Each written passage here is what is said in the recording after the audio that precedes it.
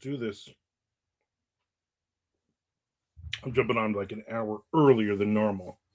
Although, in all fairness, I did say at some point I was going to start at noon instead of 1 p.m. Eastern Standard Time. So take it for what it is. You know what I'm saying? I'll charge my watch. So I gotta read some stuff. A co-author, Tom Duffy, wrote a chapter 16. I gotta read it and then write chapter 17. I gotta go through and kind of rewrite a chapter of another book. Just basically spruce it up a bit. And then write one or two other things. So a lot to do today. I figured, you know what? If I jump on early, there's no excuse. No excuse. So I'm gonna read for a little bit. At least a page of this. So I'm gonna just be sitting here staring at the screen. So if you're on, say something. If you're watching this afterwards, make pretend that we're talking.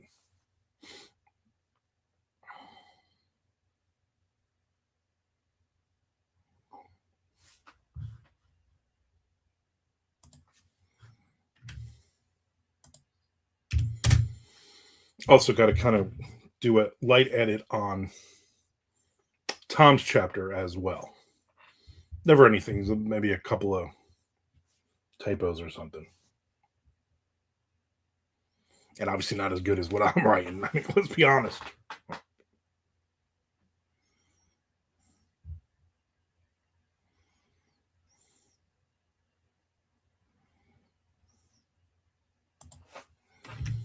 Comma in the wrong spot.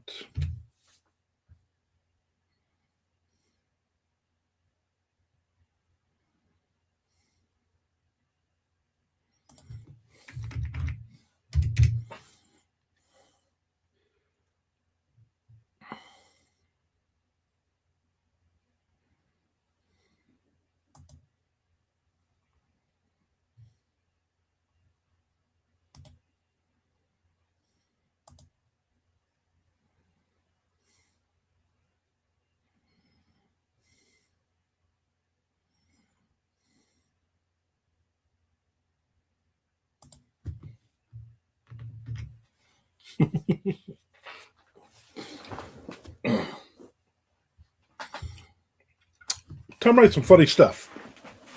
There's always some funny lines in the books we co-write. This is our 12th book we're writing together. Probably the last for a while. Tom's got his own game plan. I got my own game plan. Everybody's got a game plan.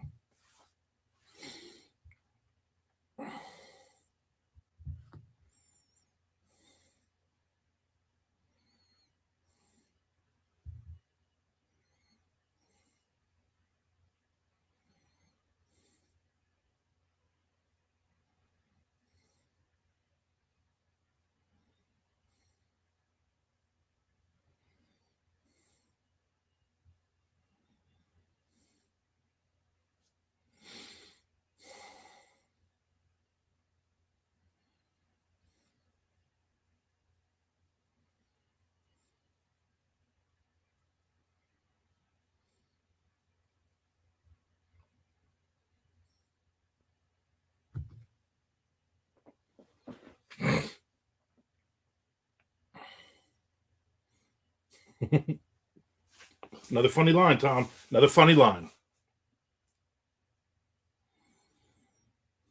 Hopefully, at some point in your life, viewer, you will read this book.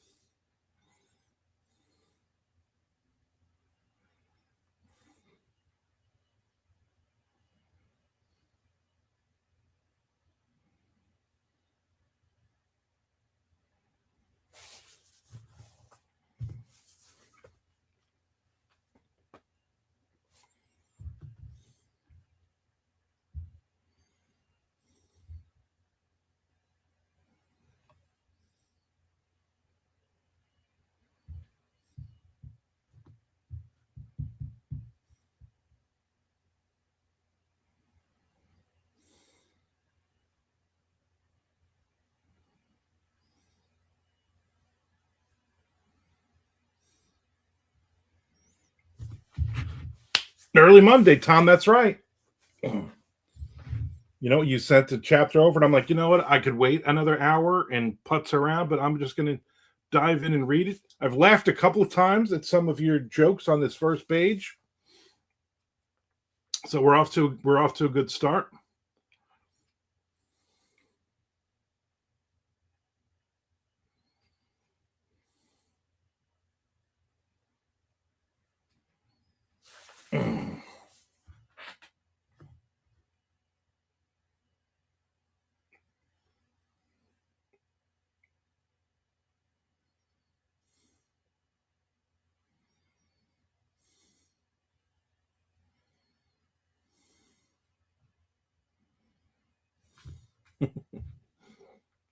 Another funny line.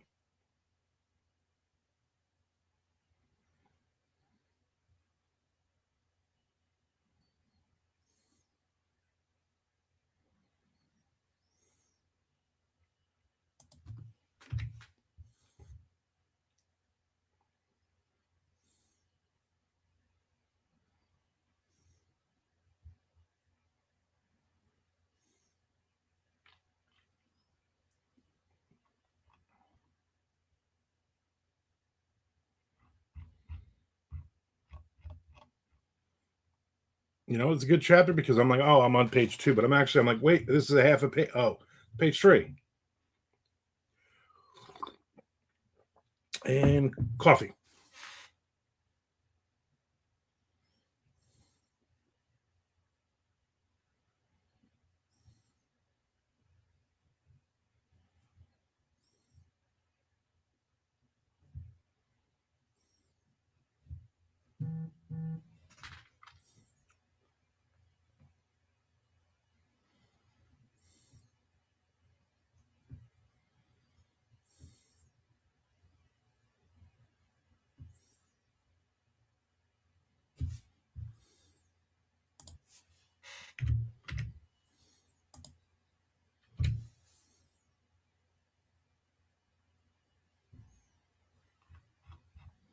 All right. Excellent chapter, Tom. Lots of stuff going on.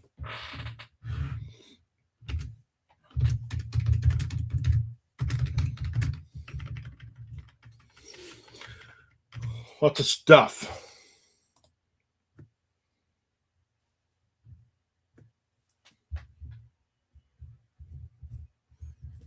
And we hit 20,000 words, which is nice too.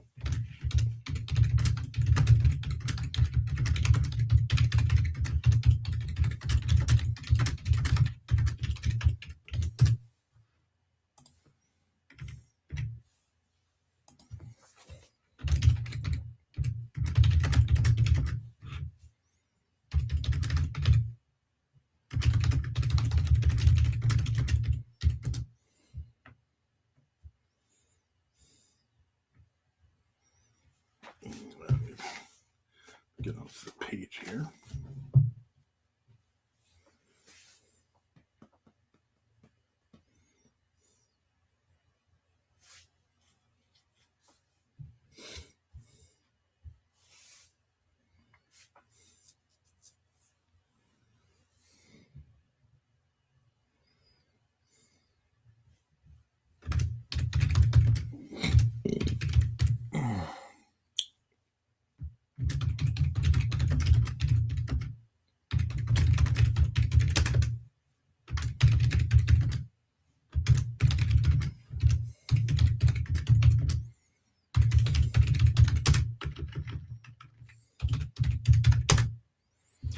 I could have easily kept making jokes, but then I thought it would be better to actually have something happen. Yeah. Sometimes, Tom, I know I do that too. I'm like, oh my god, this character. I'm gonna write 30 pages on these two characters going back and forth. And I'm like, or I'm gonna stick to the book, save some of these for future chapters.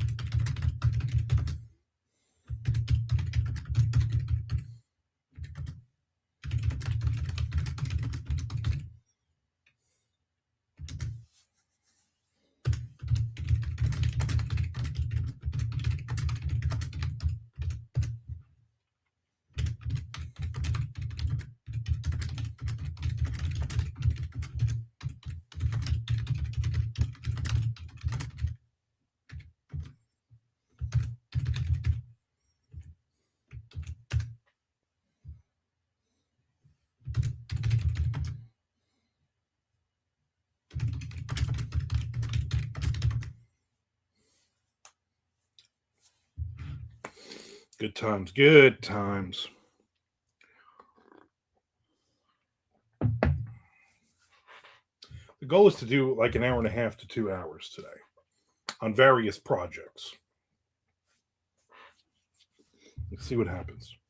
Last week was a shit week for me. Not a lot of words at all. One chapter with you, Tom, because you only wrote a damn chapter, and one other chapter with the Patreon book. That was it. 2 days I wrote last week. 2 days.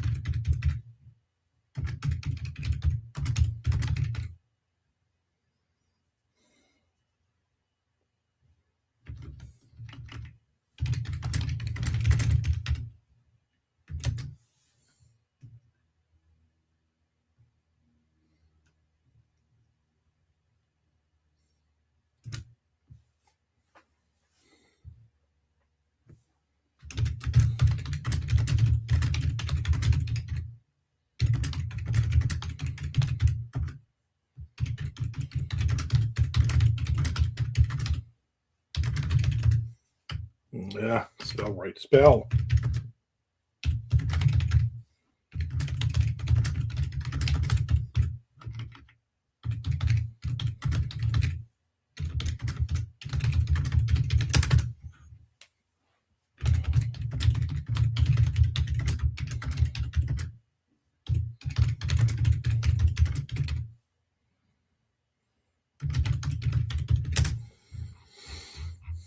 How did that last chapter end?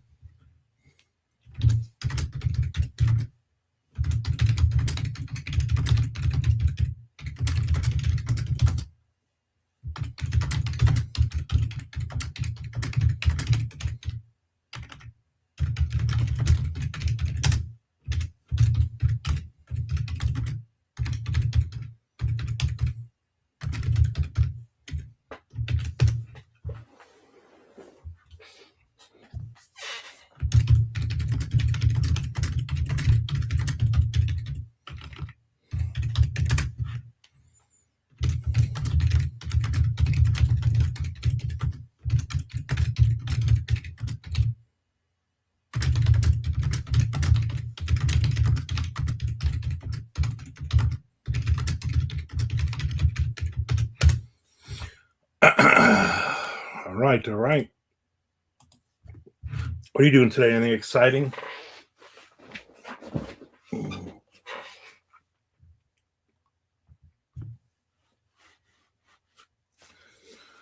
There's Nicholas in. It is too early, isn't it? I'm going to try to stretch this to an hour and a half or 2 hours. I got a lot of stuff to do today, and I figured why not do it and have people jump in and hang out and then have something longer to watch after the fact. So many reasons. Busy here at work, much like the Jags' big game. Nick, I literally jumped up at the end of that game. I was so excited when they lost. So excited. My wife's cousin and her husband went to the game, and they kept sharing pictures and on and on and have on and on. And I was like, yeah. And then when they lost, she's like, oh well, good season, better luck next year. And I'm like, yep. I said, I rooted against them. That's why they lost. She's like, how do you sleep at night? And I said, I sleep very well knowing they lost now. And I did. I slept very well last night. So far, every game has been Saturday and Sunday, has been exciting. It's been close. It's been a good game. I mean, that game last night was a little boring with a bunch of field goals, but good thing my Giants won or not. Tom says, Tom, the Giants did so bad last year they didn't even get. I think they got like the number 3 or 4 pick now. Nick says you sleep the pain of the Raiders every night. Yeah, but you know what? After like 30 years of doing that, it's not. It's just a small little pain in the back of my head. Nothing too major. Nothing to worry about. Wait till we hit that number 1 draft pick and then Super Bowl bound 5 years or not. It's like everybody's very, very upset around town. All the posts I see. Nick says, I like when the announcer said the Jags quarterback is up for MVP. Yeah. Listen, they had a nice winning streak there. They played crappy teams for the most part. Next year will be fun because now that they're a playoff team, they've already announced the teams that they're going to play based on that. They're playing tougher teams, and hopefully they'll get spanked next year. Spanked, I say. I'm looking forward to tonight's game, although I'm going to be honest with you, I'm not an Aaron Rodgers fan at all. So just for that, I hope the Steelers lose. Otherwise, good games. That 8:00 game, though, I had to mute it because I hate what's his name, Chris Collinsworth. I hate him as an announcer. Man, he just grates on my nerves. So I literally just muted it and I watched the 3-hour game with absolutely no sound. And then at some point, towards like the end of the third, my wife came home from her mom's, and then we watched the rest of the game. And at first she's like, why isn't the sound on? And then she saw him and she's like, oh, that's why. Yeah. And then at the end of the game, I'm like, do you want me to unmute it? Because the woman walking around on the sidelines, basically looking cute and having no other reason to be there, is going to ask these stupid questions. When that guy threw you the ball and you caught it and scored a touchdown, what was going through your head? Like those. I'm like, these guys just want to celebrate. They just freaking want a playoff game. Leave them alone. But no, they're going to ask dumb questions. Always asking dumb questions. I was immediately like, I'm just going to change the channel and put some. I don't care what we put on. I don't care anything but them asking dumb questions.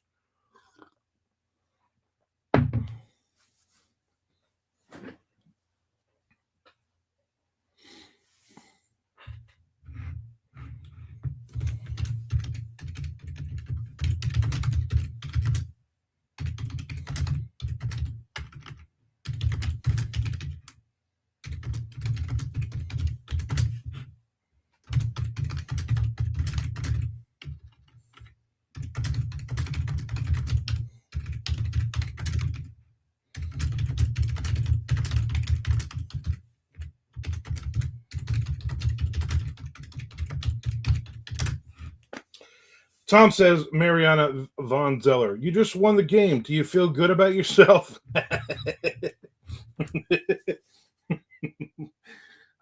That was her show was a tough season to watch.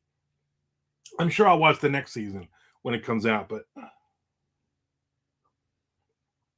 for those who don't know what he's talking about, she does the what is it, Trafficked with Mariana Van Zeller, and she asks drug dealers and hitmen and killers and people who kidnap people and all kinds of the worst people in the world.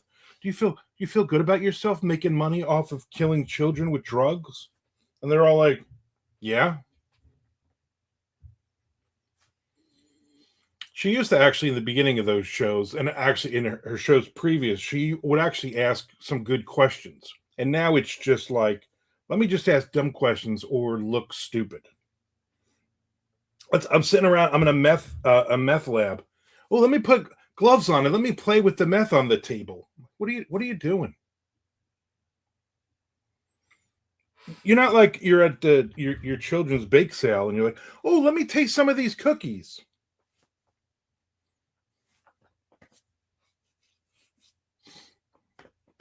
Just annoying.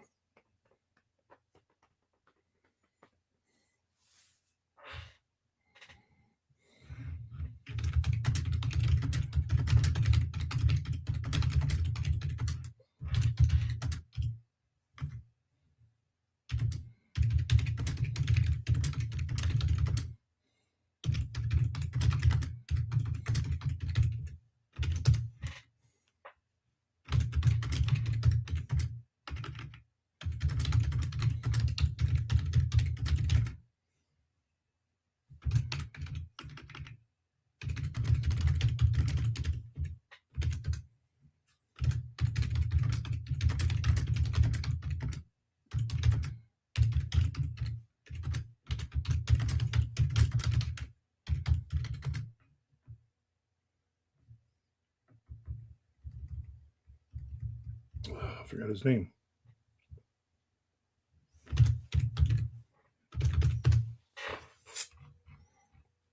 All right, I'm almost to the next page. So here's the problem, Nick. I'm gonna tell you, hey, I'm on the next page, and then I have to trust that you're going to use the points, and then tell me, hey, I just did it, and then I can yell. Otherwise, this whole thing breaks down because I'm not just on Twitch anymore. I'm on Twitch and YouTube live on both, which is a reminder for everybody to subscribe or resubscribe on Twitch and also to follow me on YouTube. I am over 3,200 followers, but I am almost 3,000 hours short. So I picked up like 17 hours yesterday. That is not a lot for what I need to accomplish here. So everybody watch some of these new videos. I just posted a new video this morning. This will go live. Hopefully you will be watching this after the fact.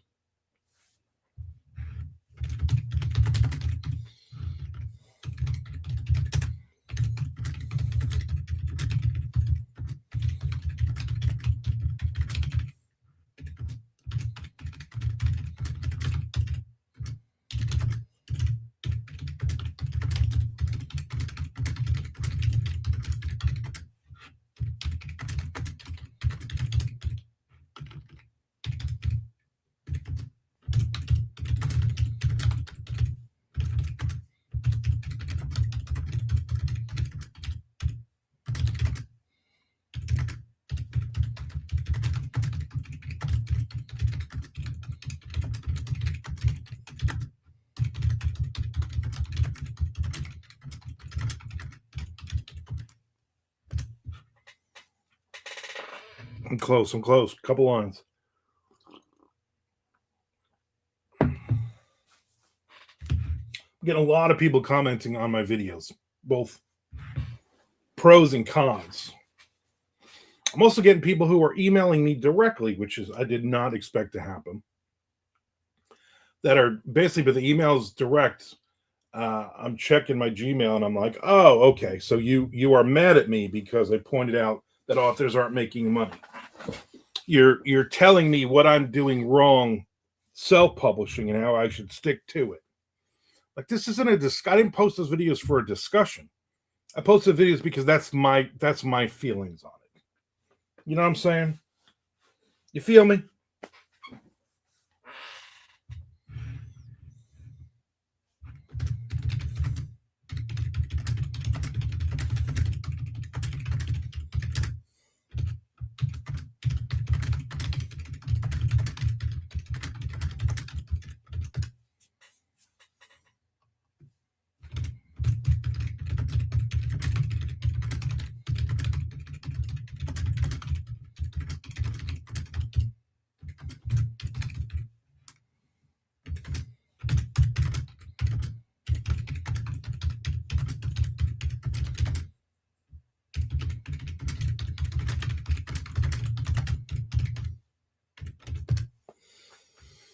All right, Nick.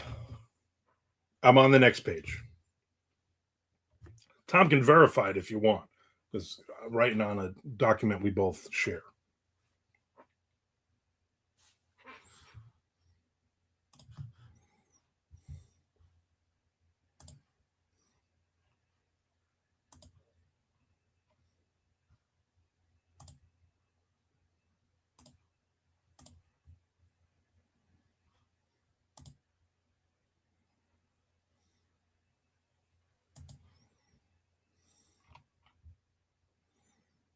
Michael Lee and his girlfriend moved into a house together that she purchased just over the Georgia line, so still close enough.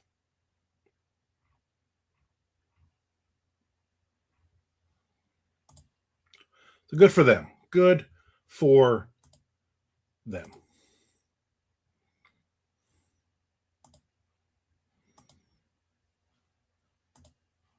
I'm just going through some emails.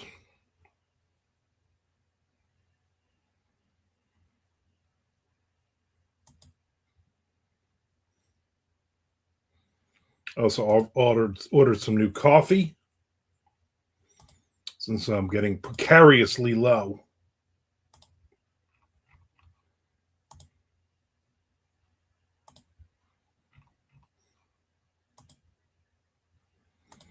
And I'm also going to make meat and cheese quesadillas for dinner tonight. Figure why not?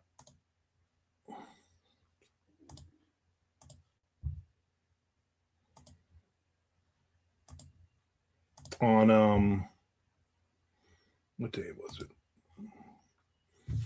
Saturday, I believe.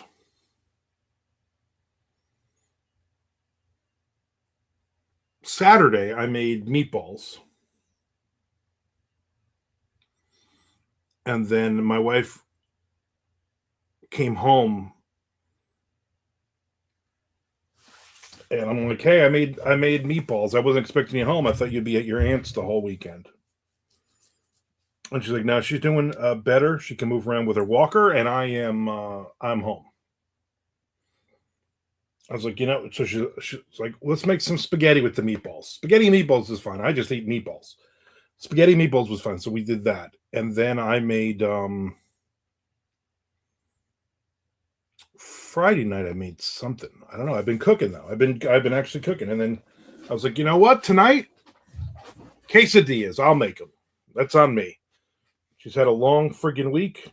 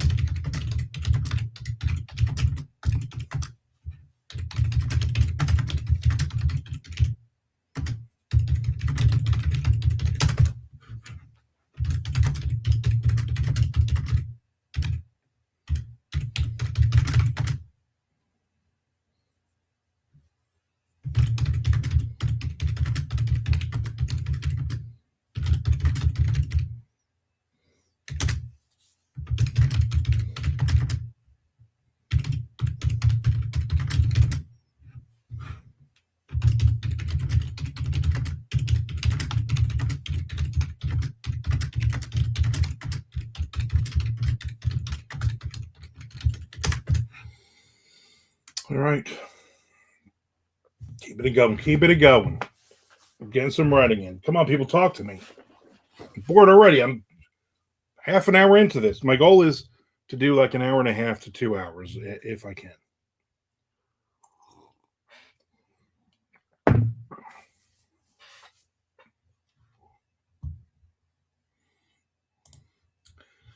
By getting things done. Anybody watch anything fun this past weekend? Anything good besides football on?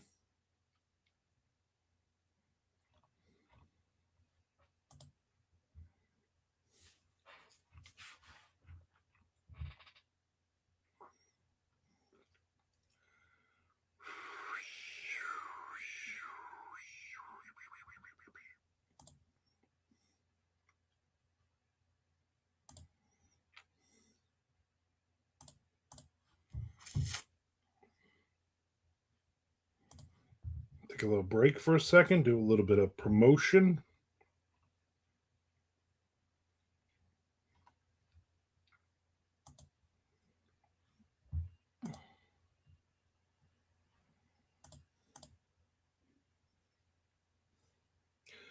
Tom says one battle after another was good. It was also three. That's 3 hours long, really.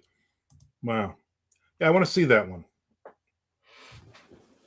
You know what I watched? I watched 28 Years Later. Not the follow up to the Sandra Bullock movie, the zombie one. I watched that the other night when Shelly was at the hospital with her aunt, and I was just like, I'm like, I want to watch something, and I want to watch something that she would not watch. You know, I'm like, maybe science fiction, something in the science fiction category. And for whatever reason, that was in the science fiction category on Netflix or Prime, wherever it was on. I was, you know what? I've seen the other two movies. I really like the first one. Kind of like the second one. I like the idea behind the second one, at least, which I guess is not part of what we're doing here. We're gonna make pretend that one kind of didn't exist, I guess. But I thought it was pretty good, except for the ending. The last 5 minutes of it are just stupid, but otherwise, good movie.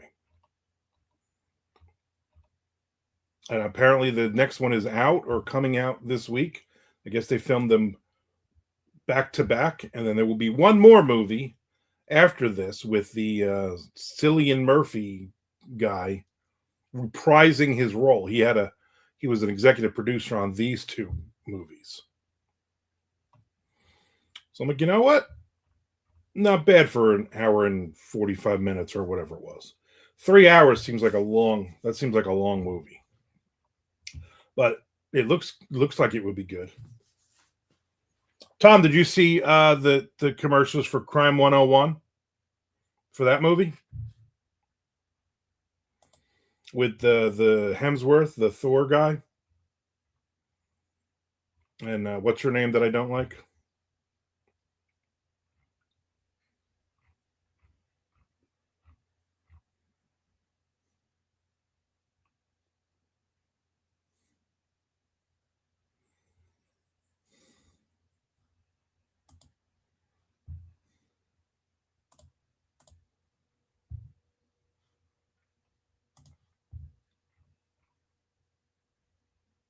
I haven't heard of it.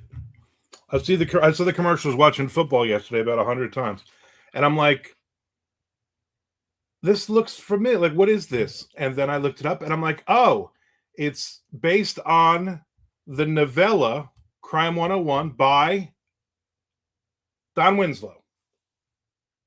Don Winslow. It's got to be good. This got to be good.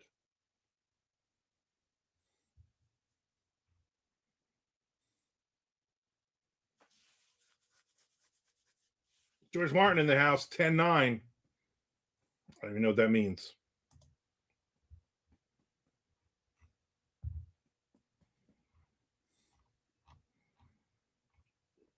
Me and George were going back and forth yesterday during the Jags game. his first question was like, it's 63 degrees in Jacksonville right now. Why are people in a pool? I'm like, because these fans are dumb. 10-9 is police code for arrived on location. I should have known. I should have known that's what it was. I think I heard that on. I've been watching. I'm all caught up on Ozark Law. Love that show. Can't wait for this week's episode. I think it might even be tonight.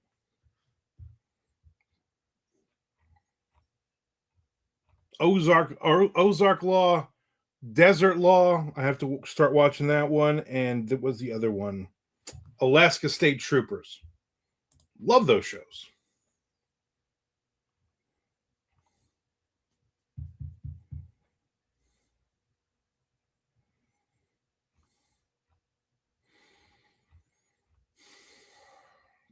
So anyway, I want to watch Crime 101. Jude Law, another all the laws. Is that a new season of Ozark Law? Yeah, I think they're one episode into the second season now. Did you watch the first season? I enjoyed it. I just basically, while Shelly was gone all week, doing stuff with her aunt, I caught up and watched the last few episodes of the first season. I like how the bar that's always has the trouble, always has the fights, always has problem is Marty Bird's. That first season ended like didn't see that. Oh my god, yeah, that was like I was literally tearing up at the end of that. I was like, holy shit, I really liked her. Like she was cool. I can't believe that shit happened. Yeah, that was good. I don't want to ruin it for anybody who watching this who has not seen Ozark Law, the show, but it's good. It's a very good show. And if you like seeing big girls wearing way less clothes than they should be watching, and they're drunk, that's the show for you also. That might have been my favorite part.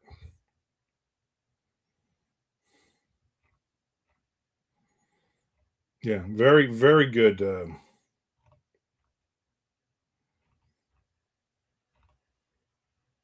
I watched some of the Alaska State Troopers like maybe a couple years ago, and then a new season. So I'm like, all right, I'm going to start watching this again, but I got to catch up. And none of them are available for me to watch on demand. So I'm like, you know what? Maybe I will just hold on to it and hopefully it will appear. There was another show I watched. What was it called? The Last Captains, I think. You know, and again, I love all these reality shows, and it's about like fishermen off the coast of on a little island off the coast of Nova Scotia, not Oak Island, somewhere around there. And I saw it was like, oh, season 1, episode 2 was coming up, so I started taping it from that point.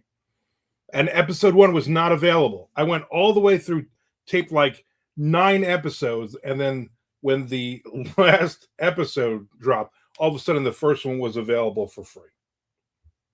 So then I just binge watched the whole thing. I love those shows too. I'm never going to go out on a boat. I'm never going to go fishing. I'm never going to, go tuna fishing or anything like that, but I love watching those shows. And I tell myself, this is research. This is so I can write about this stuff, and it seems authentic.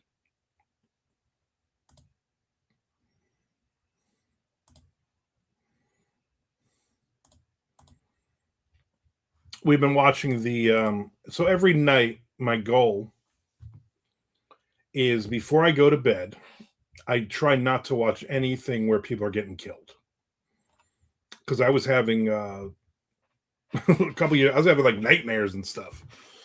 We're watching Investigation Discovery Channel stuff, and so I said to my wife, listen, we're going to watch something else from like 10 to 11, and then I'm going to bed, and then you can watch all the murder shows you want. We'll watch a bunch of murder shows till that point. But then I So I've been watching like all of the shows in the airports and all that, like Contraband. Like I love that show. All the shows, the people trying to sneak stuff across the border in Mexico and Texas. I love all those shows. And then and now I'm watching like the Toronto Airport one. I forget the name of it. I think it's probably called Toronto Airport. And I've been watching that one now, and just watching an episode every night as well. So yeah, I'm an old man. If you had said like when I was in my teen years, if you'd been like, yeah, so when you're in your mid 50s, you're gonna watch a bunch of shows about people owning fishing boats and people unloading boats on docks, and you're going to watch stuff about people trying to go through airport security and people trying to smuggle avocados into New Zealand. I would have been like, yeah, that ain't me. I'm gonna be watching some cool stuff. I'm gonna manly stuff. I watch all those.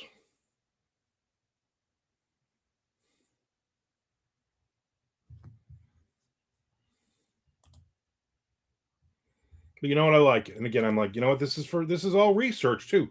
This is all research.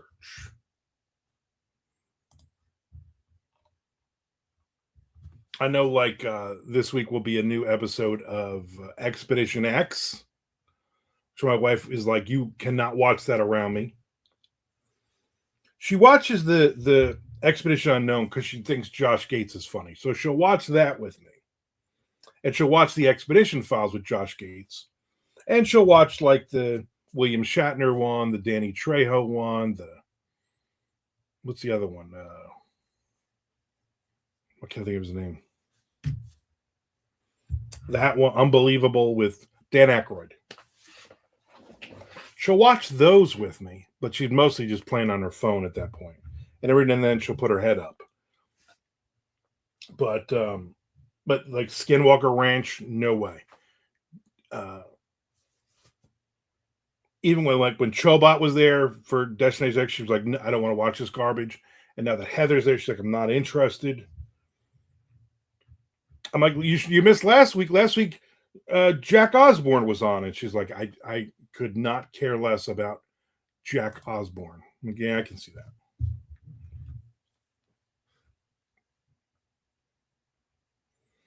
There's Mr. Frank. I jumped in early today, Mr. Frank. I want to get some writing, and I wanted to do a longer stretch. Not really new business hours. I'll probably stick with the 1 o'clock one, so Nick doesn't whine and complain. But I was like, you know what? I want to. I have to. I got to write a chapter. Tom actually wrote a chapter, so I'm going to write a chapter and throw it back to him. I got to rewrite on a chapter of something. I got something else I pulled up that I want to at least finish a chapter on.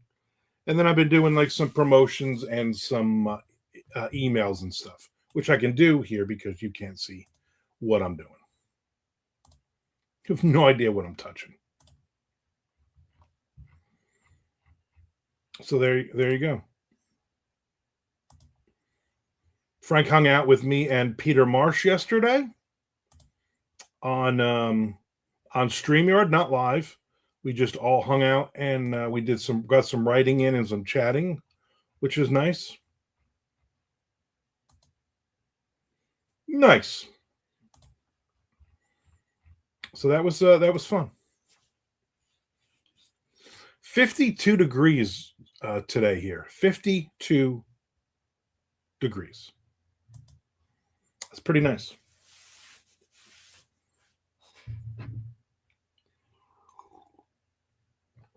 I will likely not be on tomorrow, although who knows. But I got somewhere to go, people to meet.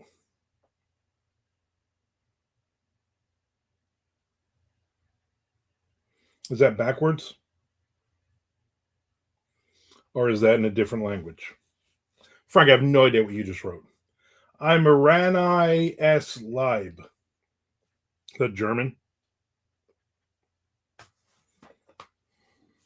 Which means I'm a manly man.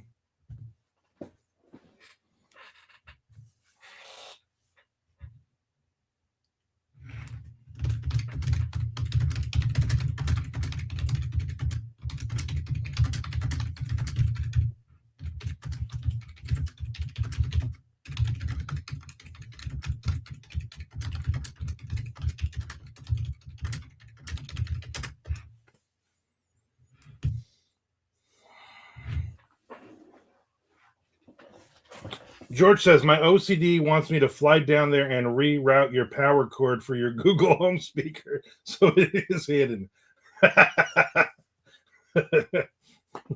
Unless Frank's driving. It's very distracting. Which way I gotta go? I gotta move this way, so I can't move. You know what? It's there. And you know what? I could easily feed it through the back. But it was one of those things when I got it, and it's been up there for like 3 years. It was when I got it, I was like, well, I don't want to run it behind, and I just want to make sure the thing works, and then I'm using it. If I'm not using it, I'm going to unplug it and get rid of it and actually use it. I run Spotify through it.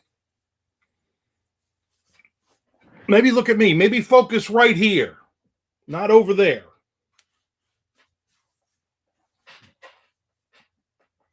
Anything else you need me to change, George, while we're at it? Now that's going to bother me. Thanks. You just ruined my day. Now I'm going to have to move it at some point.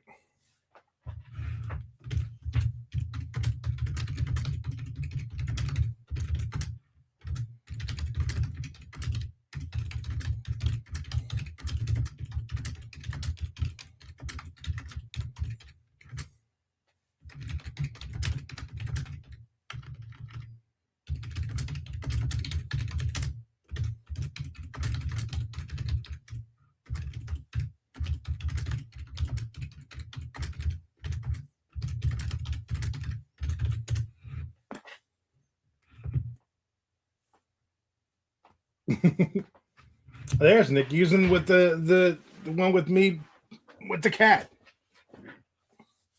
I can see those. I just can't see when you cache something in, like next page or something. It's very annoying. You can fly down here all you want and fix that cord, George. I'm not picking up at the airport. It's 52 degrees outside. I'm not going out there.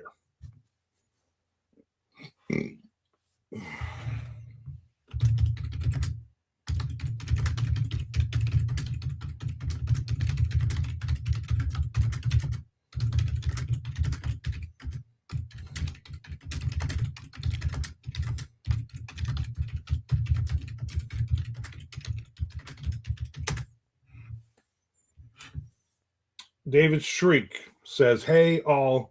Just came across his channel. Always enjoy following author channels for insight into how they write their stories. Well, welcome in. Welcome in. Hopefully, I will be giving some insight. Who knows? Mr. Frank, I love that guy. Nick says, if it hit 52 here, people will be naked sunning themselves, right? That's the funny part. Like if I'm up in New Jersey right now, and it's 52 degrees, I'm wearing a t-shirt outside. I'm like, I'm good. George be like, why are you wearing a t-shirt? I'm like, I'm Italian. I'd be freezing my ass off, but I would still be like good. But yeah, 25 years of being down here. Like this is like literally like I closed all the windows this morning. I'm like, no, I won't turn the air on. I won't turn the heat on. But I'm wearing shorts and a t-shirt. These windows got to stay closed. All right, Tom, I got about a half a page or maybe a page left on this chapter.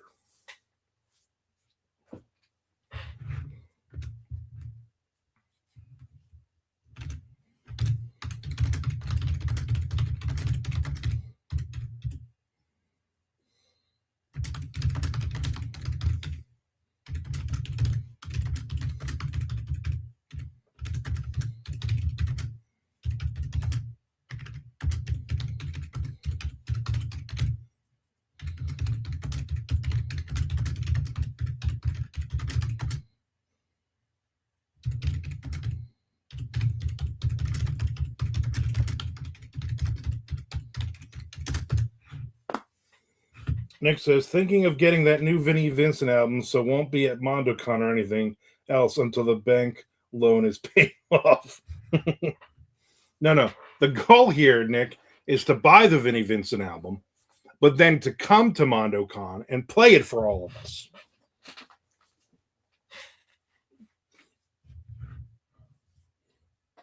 Hopefully, it's somebody just like, yeah, I'm just going to release this on Spotify, and then we're going to listen and go, yeah, none of these songs are worth $200 a piece or whatever it is.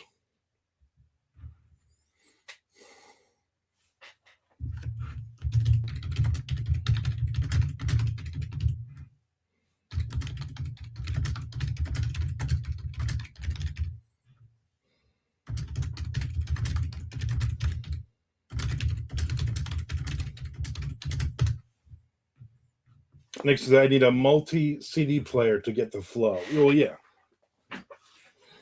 Oh yeah, you'd have to get out your CD burner for that. Yeah, that was all the rage back in the day. Fucking CD burners.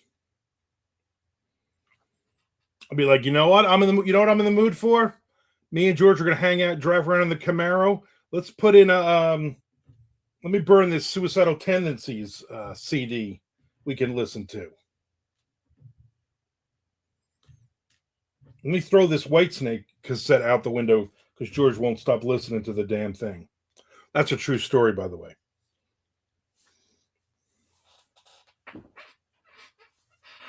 Mr. Frank said Nick is really captivated by Vinnie Vincent's new business model. He probably wants to apply it to the explosives industry. You know, that makes sense. Whatever makes you money.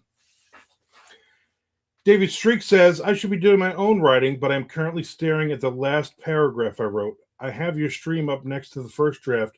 Usually I put some instrumental music on in the background.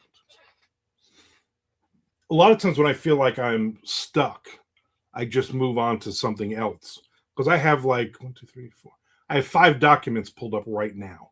I'm working on this one because I want to get this chapter done so I can send it back to Tom Duffy and he can write the next chapter. But the other ones are just all me I have to work on. Nick says, I need the treasure to buy it. Well, yeah, that's the problem. You have to find the treasure. You have to blow up half of Milwaukee to find the treasure. And then you can get the Vinnie Vincent CD.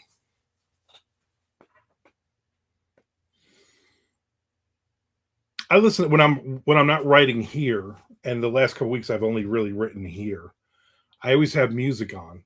I have a Spotify on the Google thing with the wire that's bothering George Martin so much. I'll put Spotify on and I'll listen to just random songs I've heard a billion times before.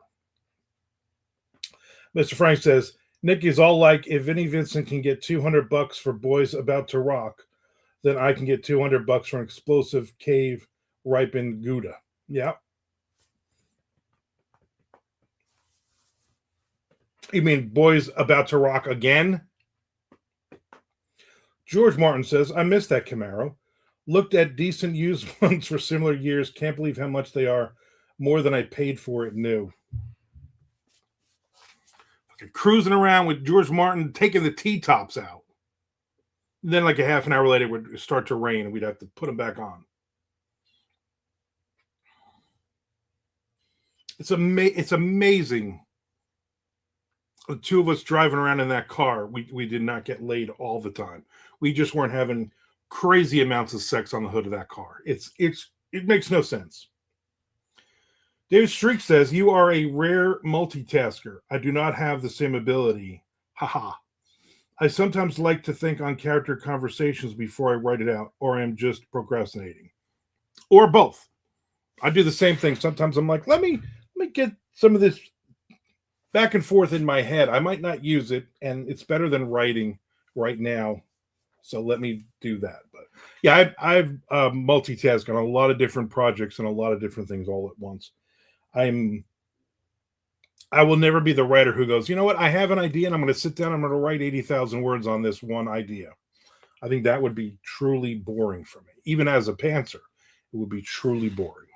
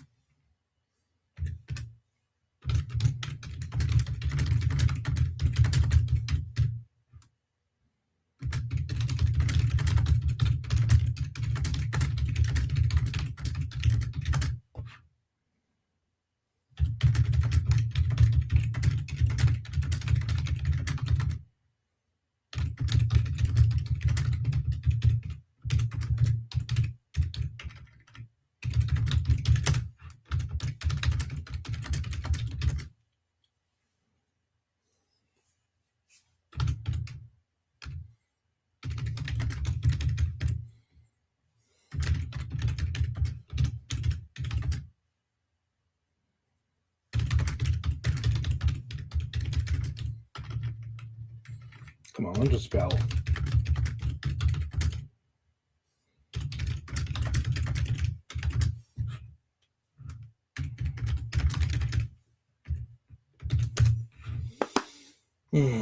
George says, got to sign off. I will watch the whole video later. I appreciate that, George. Watch the whole thing all the way to the end.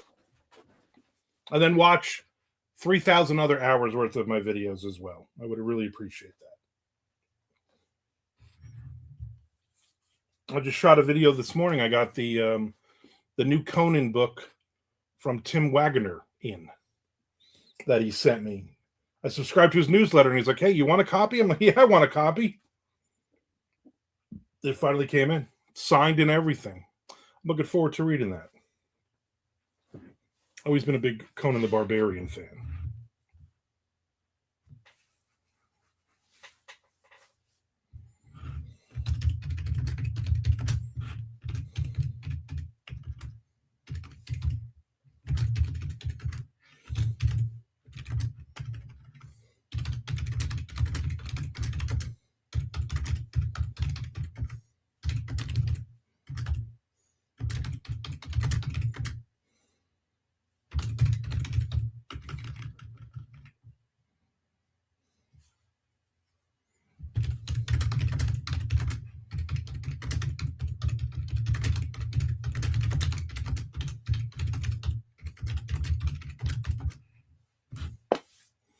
David Streak says, I have the pre-planned version printed out in bullet points.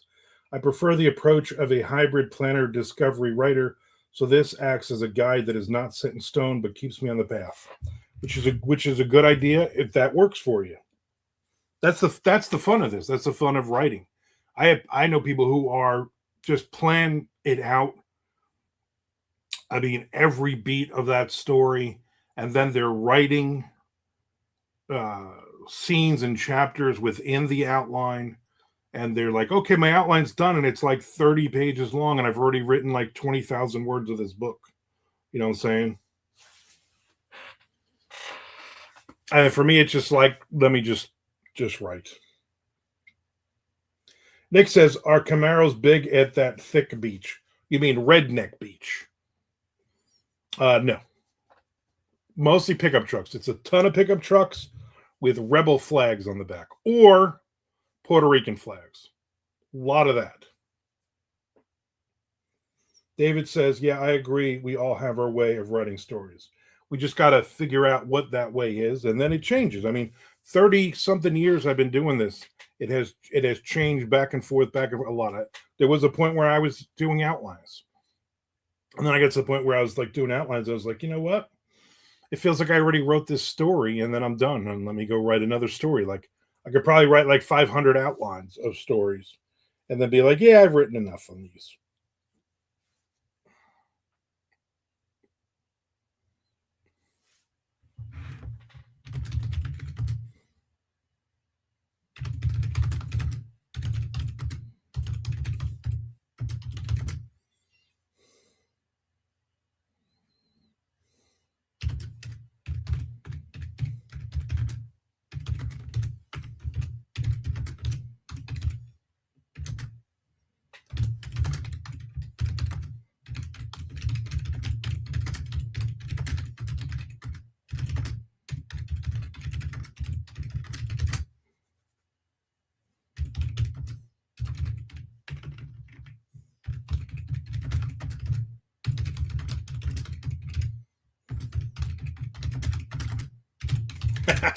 I just put a joke in. I just put a joke in the story.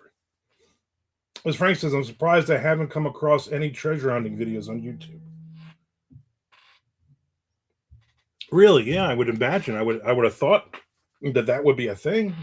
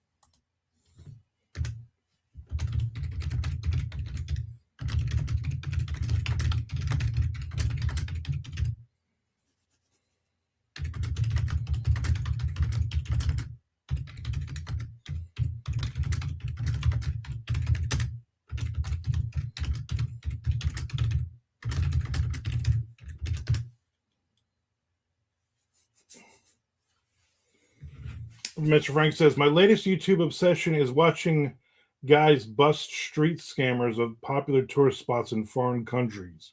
That seems like an interesting one too. Your YouTube obsession should be watching all of my videos. Nick says, I'm waiting until I find the treasure before posting mine. That's probably a good idea. You don't want them to see where you're looking, because then the next day you'll be out there and be like, so there's 37 people with dynamite and metal detectors wandering around in the park.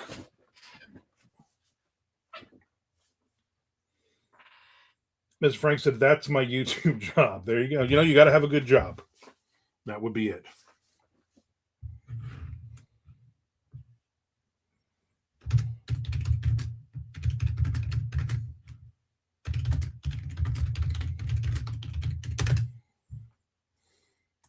Apparently, door has 2 O's, not just one. That's weird.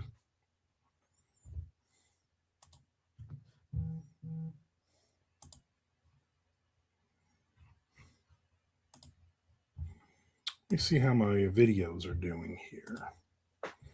I'm obsessed with. I used to be obsessed with checking my sales, but my sales are crap. So now I check my YouTube videos. I want to remind everybody on Twitch to subscribe or resubscribe to the Twitch channel, so you don't have to see all those stupid ads. And also subscribe Armand's Opinion on YouTube, and check out all those videos and maybe make some comments. I like the interaction back and forth.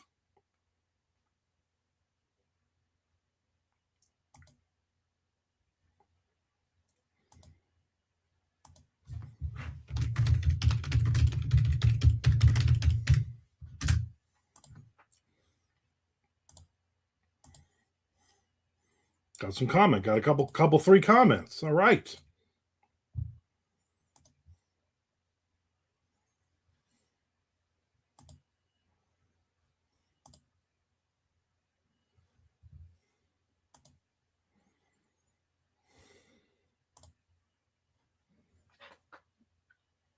We've already added 40 more subscribers today. That's pretty good. I just need the hours to go up. I'm over 3,200 subscribers, but I need the hours. Everybody watch like 4 hours of video in the next 2 hours. Nick says 3 backhoes fighting over one spot with Josh Gates narrating. Yeah, that's what's going to happen. Ms. Frank says yesterday's was hood. I don't understand what that is. That good? Is that a bad thing? I don't even know what you mean. Yesterday's video was based on the conversation you, I, and Peter Marsh had. At one point, I was like, you know what? That's the video. I already have the information. I just need to do the video. Oh, so yesterday's was video instead of yesterday's was hood. I get it. I know how the kids talk.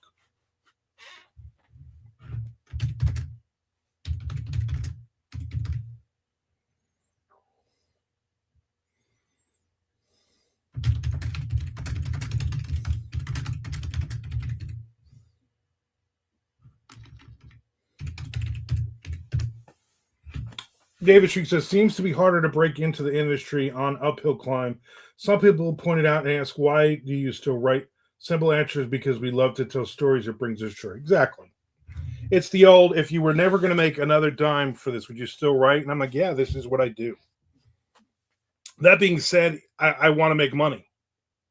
I mean, that's kind of the thing here. You know, I want to be able to make money and continue. This will be my 15th year as a full-time author, and which is great. I think it's getting harder and harder and harder.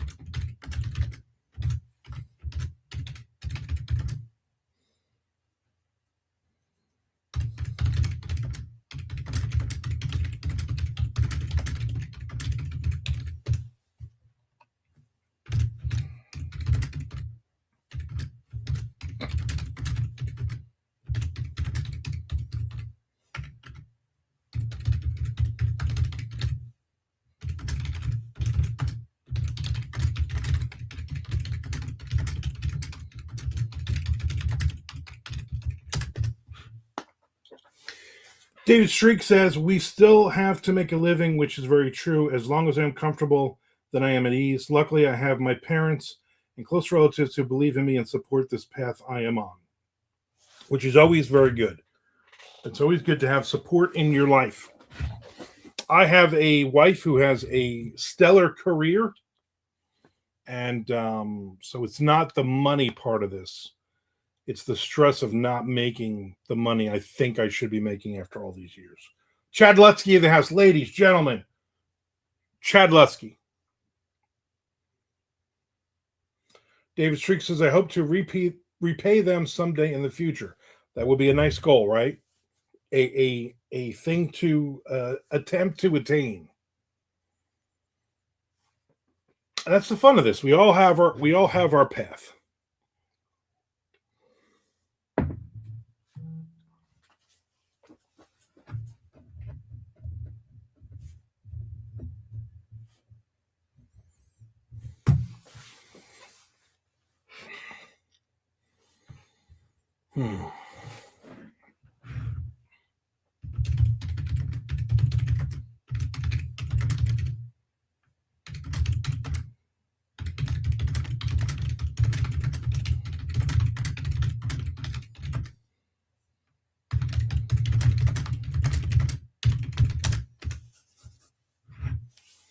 Mr. Frank says, I watched a recommended video after watching yours about income.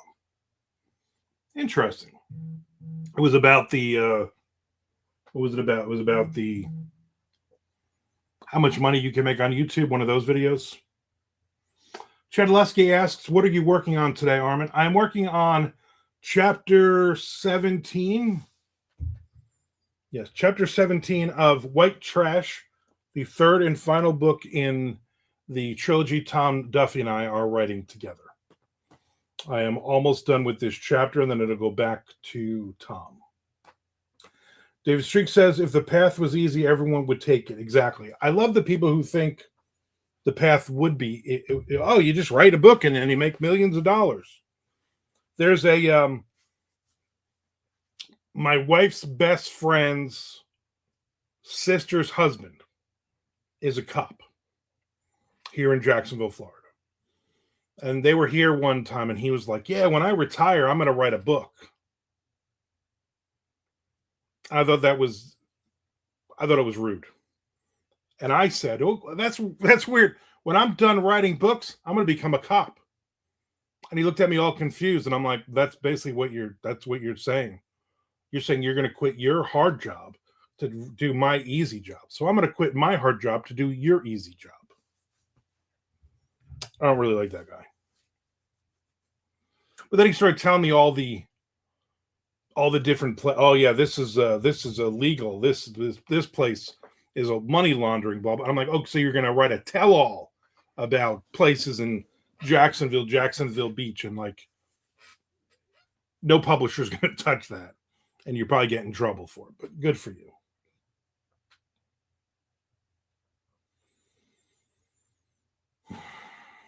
Ms. Frank says it wasn't as good. Hand to God. Good. I mean, all right. I'm not going to say anything else. Ms. Frank says something about the 7 things writers are doing wrong or something, but he didn't offer any real advice, just stating obvious things. I think I know the guy you're talking about. Nick says, when I retire, I'm going to find a treasure. There you go.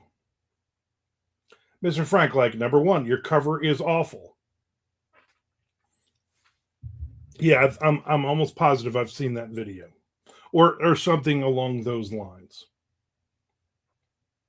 Chad Lutsky says, speaking of Jacksonville, I just watched a Jaguars game this weekend. A phenomenal Jaguars game where they lost. And now these idiots can shut up around here. Oh, next year, we're going to be better next year. No, you're not. Shut up. Ms. Frank says, number 2, your book sucks. Yep.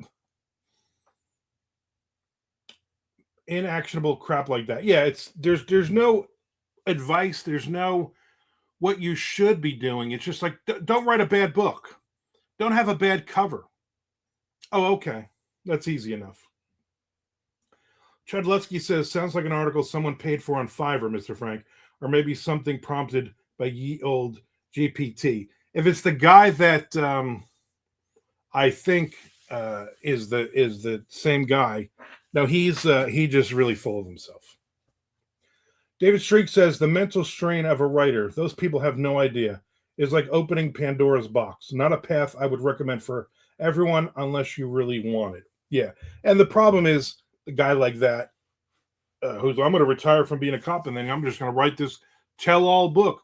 They have no idea the hours it takes to do this or the skill it takes to do this. They just think, oh, you just write it.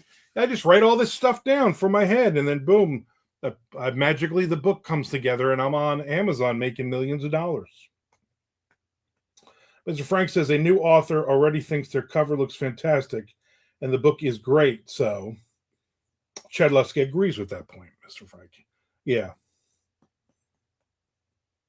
Geezer Butler probably wrote it. Chad, you are absolutely 100% right.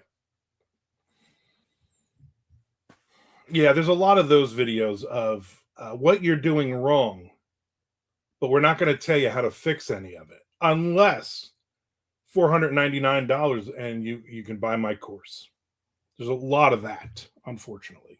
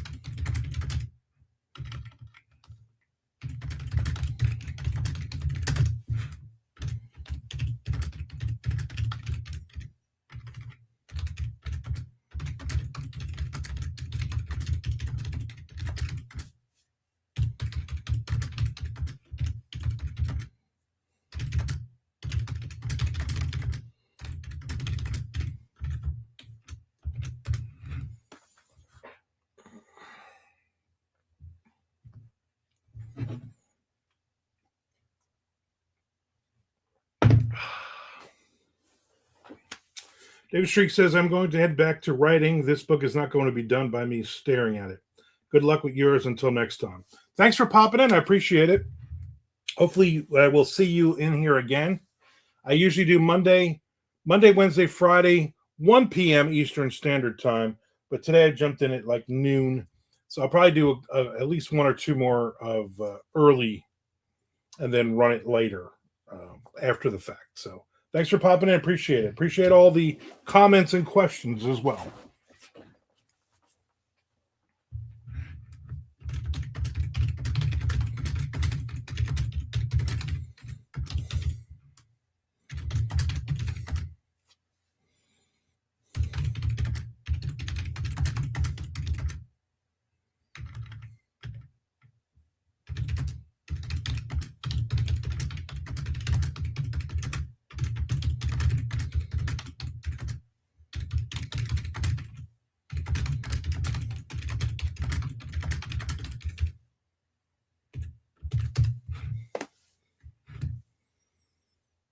I subscribe to the channel so I get notifications. Thank you, David. I appreciate it. Thank you very much, everybody. David. Appreciation Monday, according to Mr. Frank. Could be.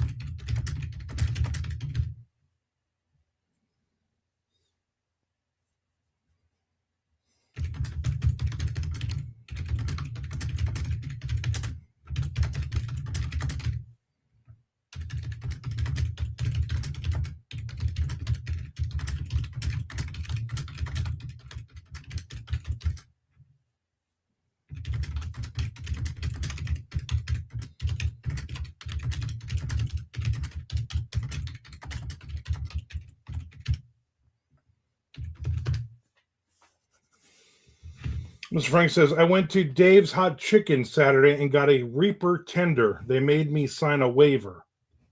The girl at the counter, at the register, was very concerned for me. Did you eat it there? Were they like all freaked out? I'm sure it wasn't hot at all for you. I'm sure you were like, that was nothing.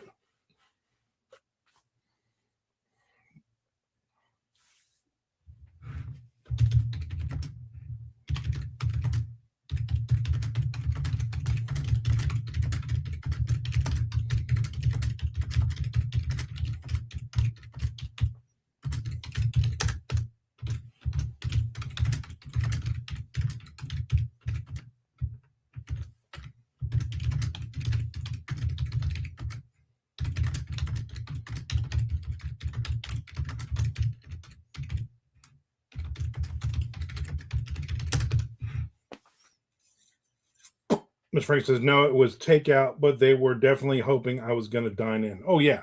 For that, yeah, they were like, oh, let me see this guy burn his face off.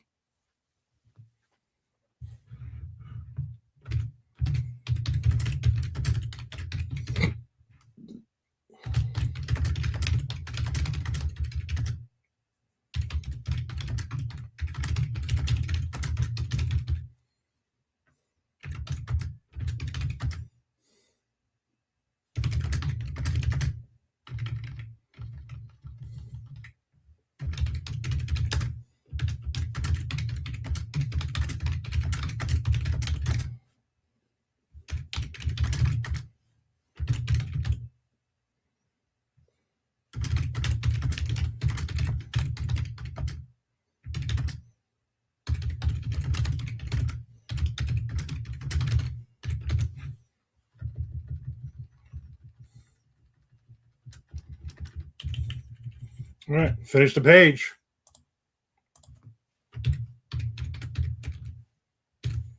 Finish the page.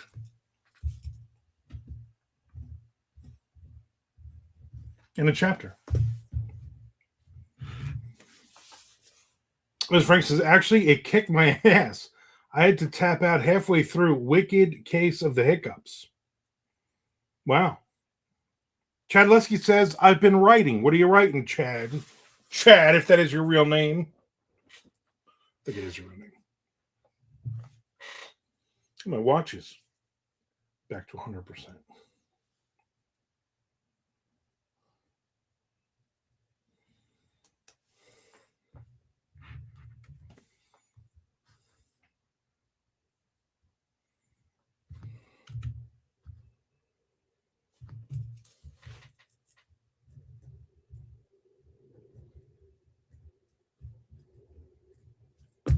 I'm writing a novelization for an action movie that came out in the 80s.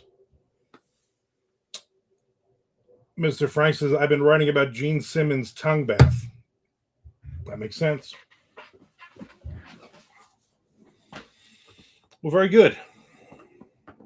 Everybody's writing about something important.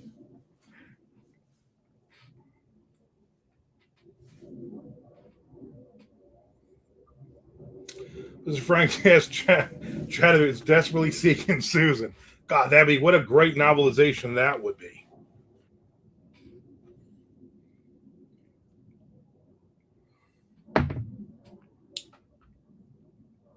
It's very cloudy out. There's a plane very, very close. Yesterday, before the Jaguars game, I was still working emails, like right at 1:00, and all of a sudden, the Jets flew overhead. I'm like, oh, that's pretty cool. I'm like, oh, that's the Passover for the game. I'm not Passover like the Jewish holiday thing, but you know. Chad says yes, but it's the sequel to that. As Frank says, who's that girl would be better? Still desperately seeking Susan, or really desperately seeking Susan? That's the follow-up on it. How does that work, Chad? You got to like just sit and watch the movie and then just start writing it scene for scene? Do you use all the same dialogue?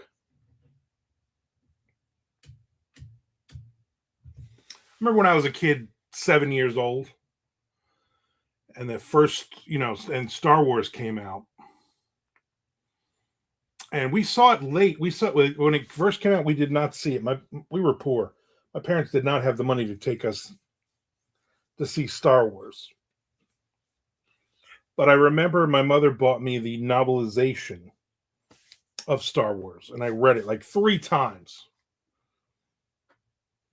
And I knew the characters because I was getting the Star Wars trading cards, so I knew what everybody looked like.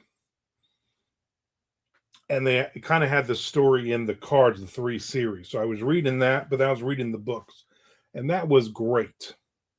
Then eventually we went to Hazlitt Drive-Thru, and we saw Star Wars, and I was so damn excited. Every other kid in my class had already seen it. Chad says, not so desperately seeking Susan. It's like they went the other way with the sequel. They're like, you know what? Maybe the first one was just too desperate. People were turned off because they were just so desperate in trying to find her. Chad says, I've been given limitless liberties and was told to go wild. So I'm hoping my book would be better than the horrible movie. Here's hoping. I'm gonna guess whatever movie it is. It's probably one of Frank Adler's favorites.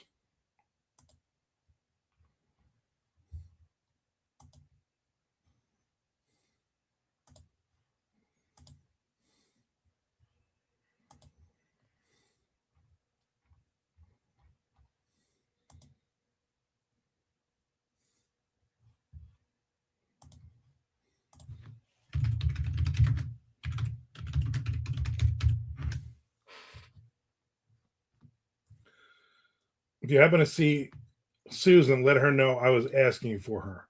It's the Picasso trigger. I don't even know what the hell that is. I'll look that shit up. Is that a real thing?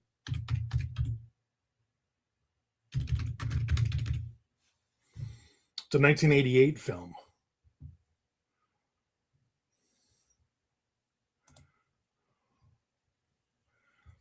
Picasso Trigger, released in the Philippines as Secret Agent 7. The 1988 action film starring Steve Bond, Donna Spear, Hope Marie Carlton, Roberta Vasquez, Cynthia Brimhill, and Harold Diamond. Written and directed by Andy Sedaris, and it's the 3rd installment in the Triple B film series. The plot: Hawaiian agents Donna and Taryn join a global team leader out to stop a criminal mastermind.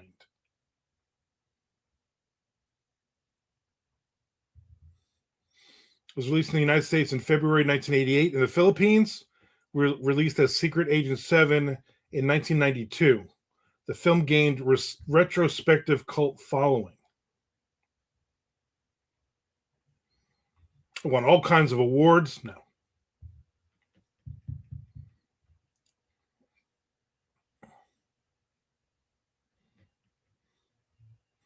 If I wanted to see the fish, I would go to Lagoon Triggerfish. The main agent is a Playboy bunny. Well, of course. It's with the girls with guns subgenre of action films.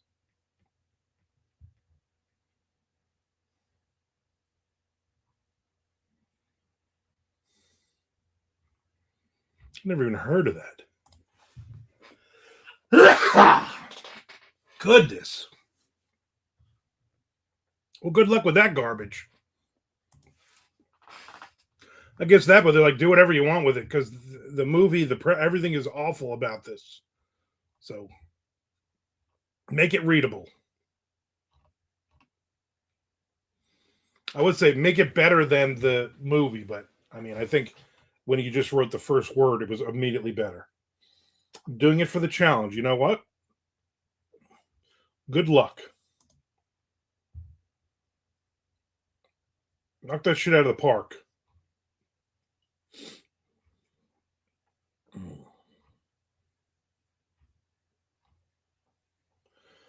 Mr. Frank says, I do it for the nookie, obviously. Chad says I'm nearly 3K words in. It's already better than the movie. You know what? You're probably not even bragging. You're probably not even lying. You're like, so far 3,000 words in, it makes sense. Better than the movie. Did you have to like sit down and watch the movie? You didn't watch it like more than once, I hope. You have the movie in your office just on the TV paused. Then you hit it and you're like, okay. So she's in her Playboy bunny costume, but she gives the guy a strange look. What could that look mean? Let me get into her head.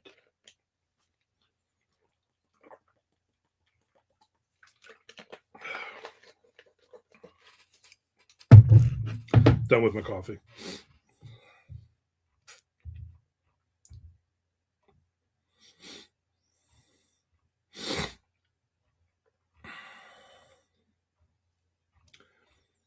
I'm going to tell you what, I am definitely going to take a nap today, though. Mr. Frank says, Chad, did you recast it with Walton Goggins? Because you can. You know what? That, I would read it then. Then I would read it. Because I love that man.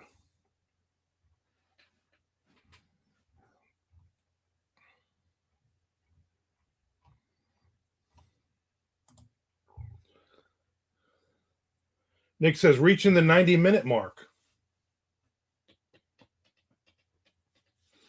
Yeah, I'm in an hour and 34 minutes. That's pretty good. Chad says, I watched the movie, scratched my head, then watched it again and wrote an extensive outline. Now I'm watching it again, pause on pause, pause on pause, rinse and repeat while I write it. Probably makes sense. That would, I would imagine, how you would have to do it. Is there anything in the movie where you're just like, you know what? I'm gonna be honest with you. I this part is just so stupid. I don't even want this in my book. I don't want to ruin my book. Or you're like, you know what? We're gonna put an escaped orangutan in this one just because I can. Mr. Frank says, just write one of those novelizations that has nothing at all to do with the movie, right? The novelizations that were written before the movie was done. I've done a couple of those where they're like, well, here's the concept of the movie. Write this. I'm like, all right. And I wrote the damn thing and then I sent it to them. And then they were like, yeah, we filmed the movie. And then they would show me, they would send me a thing of the movie. And I would want to be like, that has nothing to do with my book at all. The character, nothing. Literally, the only thing that has to do is there's zombies. Like, why did you even have me write the novelization of this thing?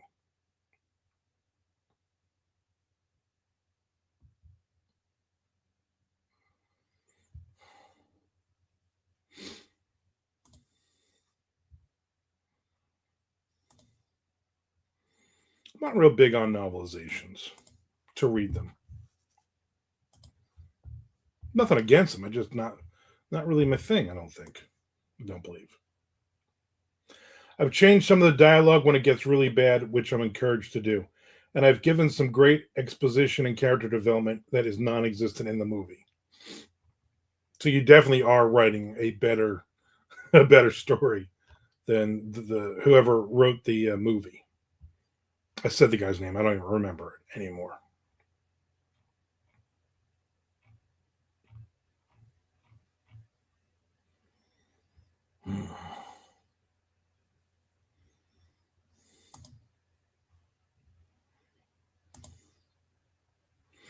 Well, I'm not going to get as much done as I thought today, but I'm still happy I got over an hour and a half in, and I'm not done yet.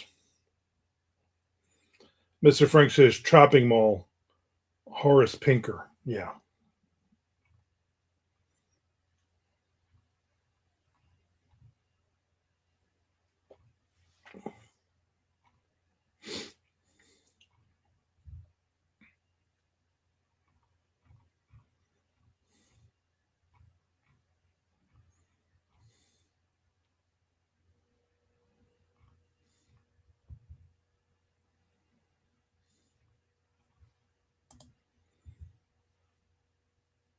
Mr. Frank says my Bills pulled it out yesterday.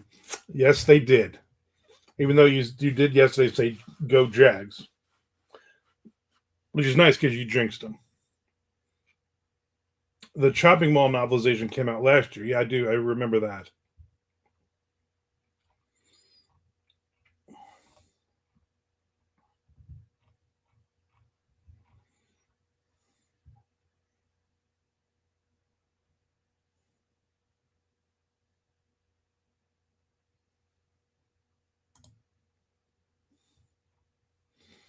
Because if it didn't come out last year, Chad would be writing that right now.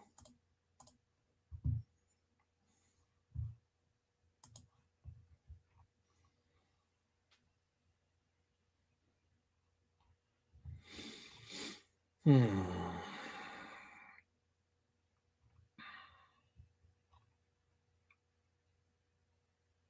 Chad would have loved to have written that one.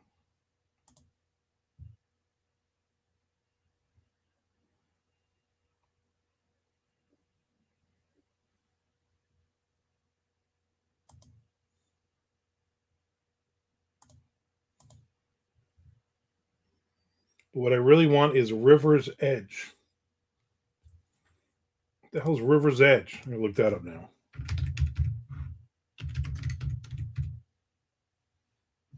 It's a 1986 film.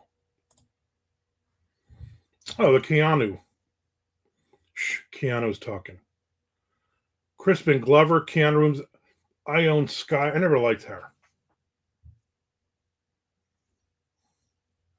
And her film debut, her sole credit as Ion Skye Leach, Daniel Roebuck, and Dennis Hopper. I believe I've seen this, but I don't really know. Probably when I was a kid. This came out when I was like 16.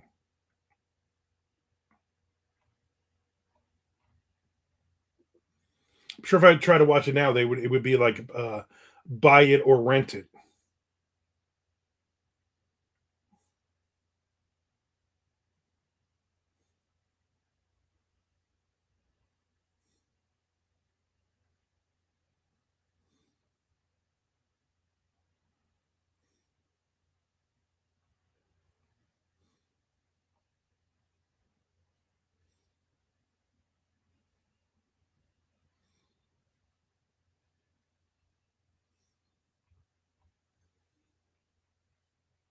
Miss Frank says, my favorite part is when they tore out the mall carpeting and unleashed Legionnaire's disease from the dusty old stained rugs. Yes. I want to do the horror novelization of On Golden Pond. I would read that. Without River's Edge and David Lynch's Wild at Heart, my books and topics would be something completely different. I owe everything to those two movies. Interesting. I believe I've seen this, but I don't remember much about it. It grossed $4.6 million at the box office, so not a big hit. Largely positive reviews. Mr. Frank asked Chad if he wrote that under a pen name. A lot of Slayer in the soundtrack too. It has a really good soundtrack. Hallows Eve, Slayer, Fate's Warning, Agent Orange, Wipers, Burning Spear. Let Me Know by the Wipers appeared at the request of Dennis Hopper.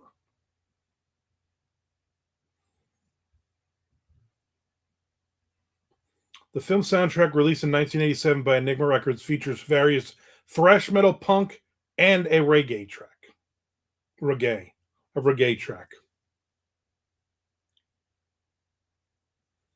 I wrote that it under Ben Dover, chat says. Being amusing. Mr. Frank says, that's what I'm seeing. Yeah, he's seeing things.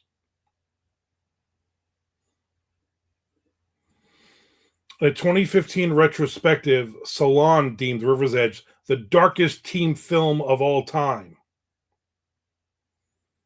Film historian Kim Newman named the film the definitive killer kid movie, moral without moralizing, blackly comic without tastelessness, and acutely tuned in to the way dead end teens talk.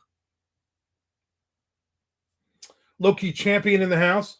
He says, hello, I'm a newbie writer who wants to pursue a career in fiction. If you can give me one tip or advice, what would it be? I would really appreciate it. My tip always is to be realistic about your expectations. It's going to be a slow burn build that might never make a freaking dime for you. That's just the reality of it. And also read a lot, not only in your genre, not only in your subgenre, but read as much as you can in any genre around it so that you start to appreciate how the written word is written. The more you read, the more you understand, hey, I really liked this or I really didn't like this. That is what you need. And eventually you find your own voice and and that's it. You go from there. I hope that helps.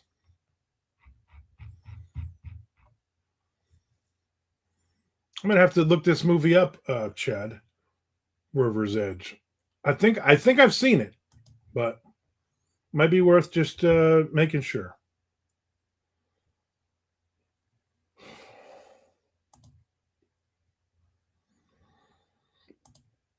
Ooh, I had two cheesesteak sandwiches on cinnamon raisin bagels because I love cinnamon raisin bagels, and now I'm burping that up like crazy.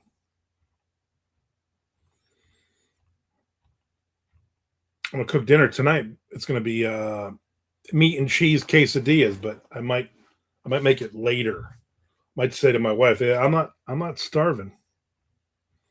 Maybe we push this back to like 8 o'clock or something."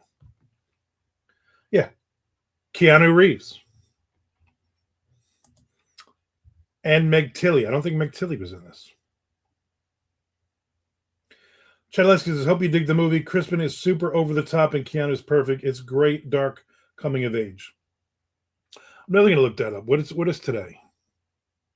Monday. So tomorrow I have to run out in the late morning, but my wife will be at her mother's all day and until like 10 o'clock at night. So maybe I will check it out then. I'll make a note. See if it is available.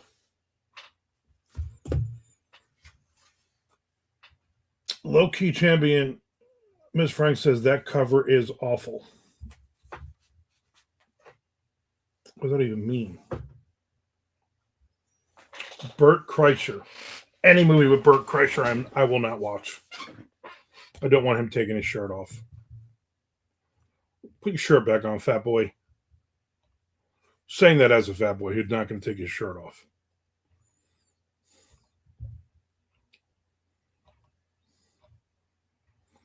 I think he's got like a new movie or a TV show out or something again. I don't know. Like, hasn't his 15 minutes passed?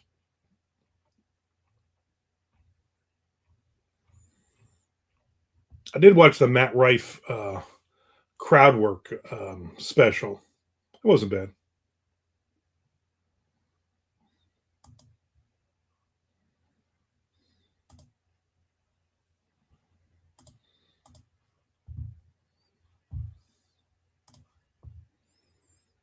River's Edge is on Tubi. Well, there you go. Tubi it is. Thank you for doing the work on that one. I will check that out tomorrow.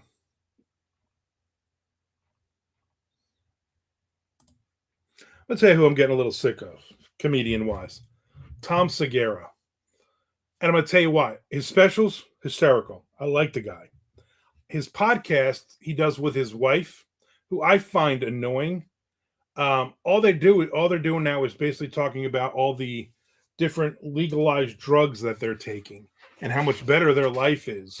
And they're basically just running ads for this. And I'm like, I don't want to watch this. I don't want to watch this. My favorite thing still, Bad Friends, Bobby Lee, Andrew Santino,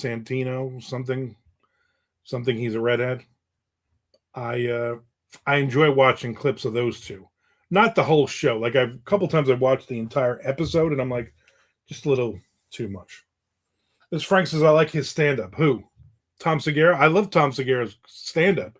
It's great. But, Miss Frank says, I really don't listen to comedian podcasts. I watch all the clips, so I'm seeing all of the reels and whatnot on those, so I can take them at that like 60 seconds at a time thing, you know.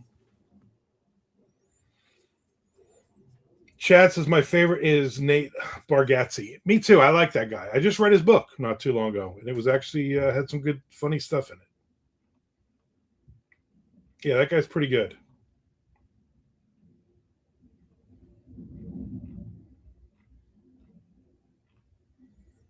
That guy's a hoot. As Frank says, I used to listen to Jay Moore's podcast, but that was before every single comedian had a podcast. Yeah, Jay Moore's I think is very very underrated, very funny. We watched one of his specials one night, and it was funny because basically he's like, me and my wife get along so much, not because we like the same things, but because we hate the same things. I mean, Shelley both went, that's why we're together, because we both hate the same things.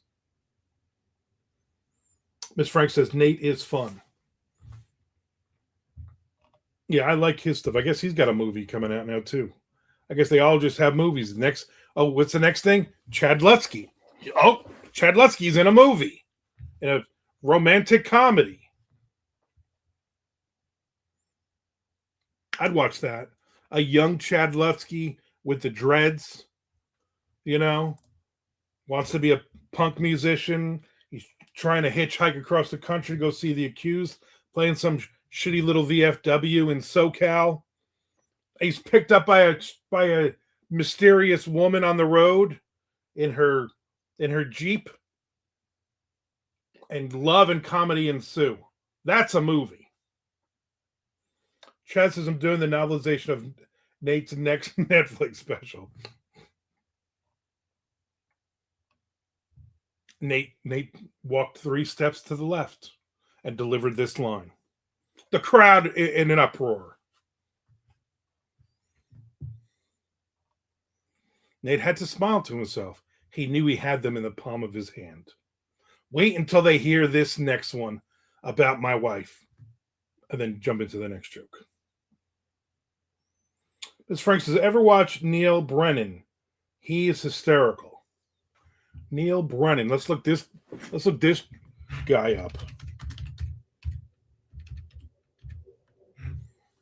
He's an American comedian. Neil Brennan. Oh, that guy. Yeah, that guy is funny. He is funny. I like him. He did the yeah, yeah. He was a writer for the Chappelle Show.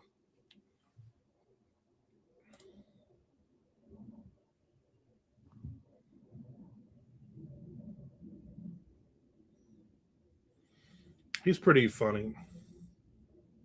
I'm gonna tell you the guy that I still see every now and then. I'm like, enough right. Jim Brewer. Jim Brewer, the fake pot smoking dude. And listen, I don't smoke pot, but I'm not also faking that I'm a pot smoker. That dude is always like, oh, let me get some red eyes. Let me put some eye drops in my eyes so it looks like I'm high as a kite and I don't do any drugs.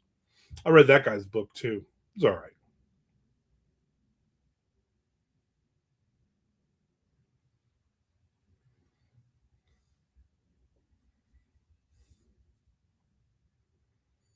And Neil Britton has several specials out. He writes for Chappelle a lot. Yeah, basically, it's shown every season of the Chappelle Show as the list. And Half Baked, he wrote. He was a co-writer on Half Baked. Yeah, that guy's fun. I've seen a bunch of his clips and his quips. See what I did there?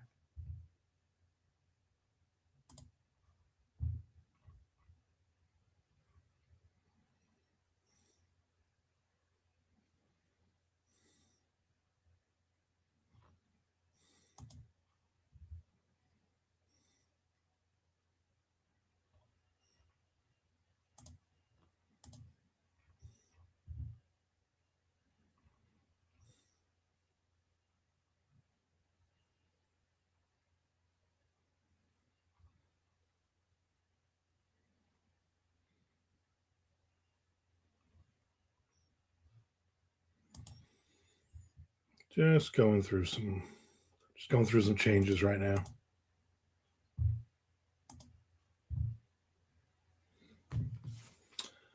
Ms. Frank says, Brewer has become so political now. Bro, just do stoner jokes. Yeah, I don't even know. I really don't pay attention. Anytime I see a clip of him, I automatically go past. I'm just like, yeah, enough with that guy. You had your 5 minutes.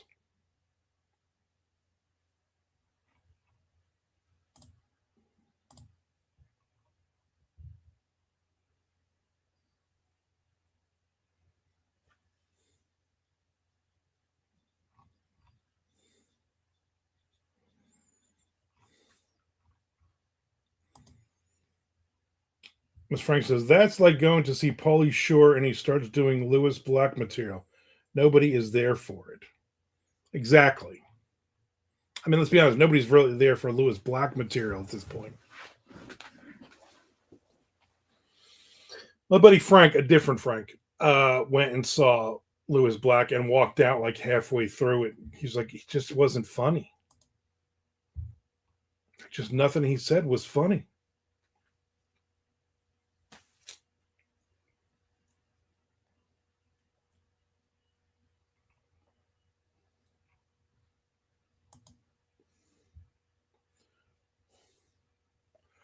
And let's just say it, Ms. Rand. Who the hell's going to see Pauly Shore at this point?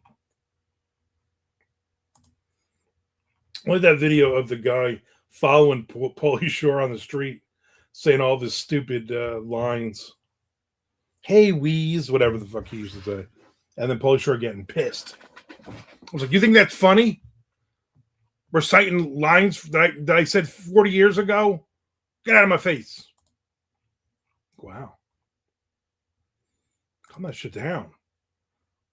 Get a fan, Pauly Shore. People who actually know what the hell you're doing. Relax. Pauly Shore. Almost the 2-hour mark. That's pretty good. I need everybody now to go back that you've been on, but also go back and rewatch the whole thing in its entirety. Pauly Shore is big again, is he? I've missed that. I only seen him when he yelled at that guy. Is that why? Because he yelled at that guy?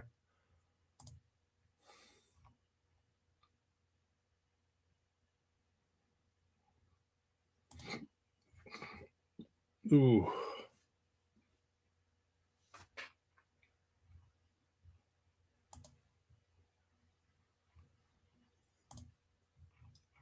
Yeah, I definitely need to take a nap.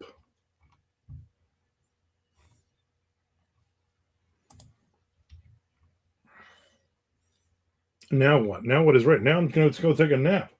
About another 4 minutes. Throw out any of your last questions, comments.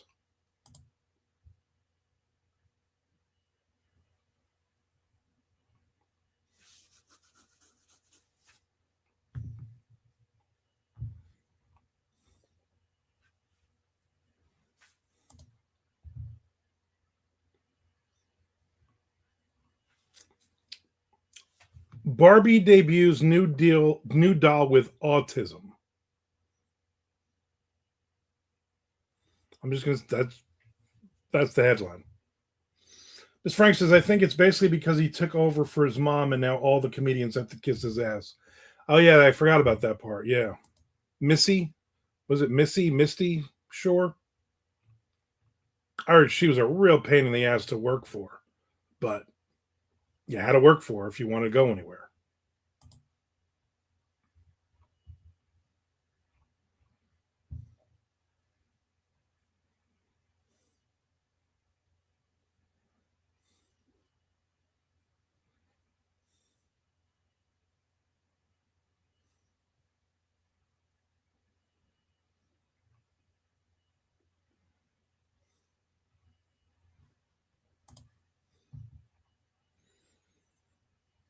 6 people on Twitch, only 2 names on the channel list, Mr. Frank says. On mine it shows that there are 3 people total on YouTube Live and Twitch. So I don't even know. I would just look afterwards and it just breaks it down and lets me see how many people were on.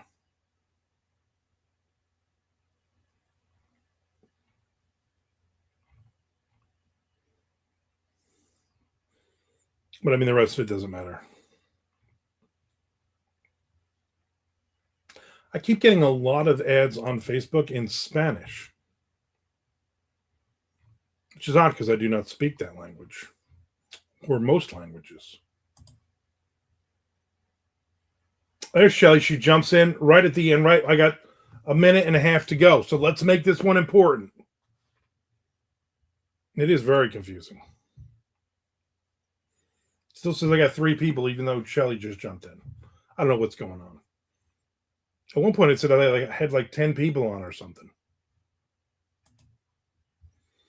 But I'm going on a 2-hour show here, which is great. 2-hour show, 2-hour episode. So everybody, please watch it from the beginning again. That would make me very, very happy. I need these hours, people. How I cram 6 secret people into my Twitch channel. There's your next video, Mr. Frank says. There you go.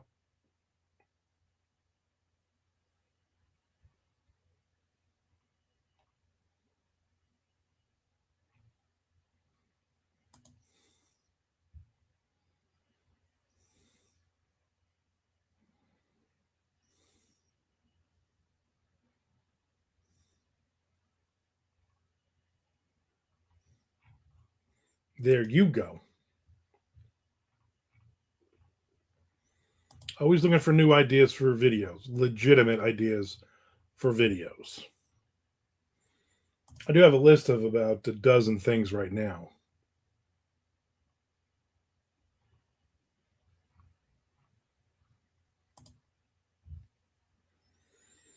I wonder if your viewership goes up when you have dynamic lighting on. You know what? We're going to find out on Wednesday. Tomorrow I have to do some running around. Probably won't be on. Maybe I'll be on. Who knows? Who can say? But then definitely will. I will turn it back on Wednesday. Give you guys a little treat.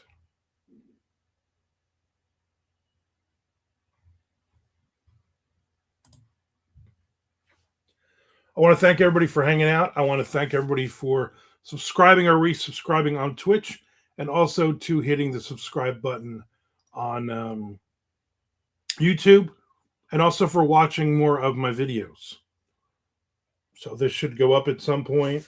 I have another unboxing video to do. I might do today or tomorrow. I have a book review I got to do today or tomorrow. So lots of things happen. No, I don't think I got a book review. I think I did the book review. Don't worry about the book review. There is a book review that just came out, The Secret History of Bigfoot. Watch that video, please, 3 times. Oh, yeah, time for some Chuck Buddha A/B testing. There you go.